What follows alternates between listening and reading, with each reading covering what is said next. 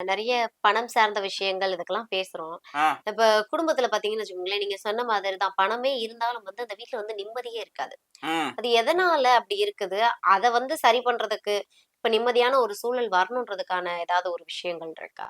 அதாவது என்னன்னா, கோடி கோடியா பணம் சம்பாதிச்சு, ம். நல்லா செட்டில் ஆனதுக்கப்புறம், ஏசி ரூம்ல உட்காந்து Facebookலயும், Twitterலயும் பணம் நிம்மதியை தராதுன்னு போஸ்ட் போடுறாங்கல்ல. அவங்க ஆமா. தான் ரொம்ப ஆபத்தான விஷக்கிருமிகள்னு நான் சொல்லுவேன். இப்ப எல்லாரோட குடும்பங்கள்லயும் பிரச்சனை இருக்கு. சரி, பணம் இருக்கிறதுனால நிம்மதி இல்லன்னு நீங்க நெனச்சா, குடும்பங்கள்ல பிரச்சனை இருக்கு. அடிதடி இருக்கு. வெட்டுக்குத்து இருக்கு. இருக்கா? இல்லையா? இருக்கு சார். அதனால பணம் வருதுனால அது இல்லன்னு சொல்ல முடியாது. மனுஷ புத்தி எது இருந்தாலும் இல்லனாலும் சில விஷயங்கள மாத்த முடியாது. நம்ப அதையெல்லாம் தாண்டி கடந்து வரணும். இப்ப மன மன நிம்மதி. நிம்மதி வரணும், அதுதான். குடும்ப அமைதி வரணும்னா, அதுக்கு பரிகாரம் என்னன்னா, ஒருத்தருக்கு ஒருத்தர் விட்டு குடுத்து, அண்டர்ஸ்டாண்ட் பண்ணி போணும்.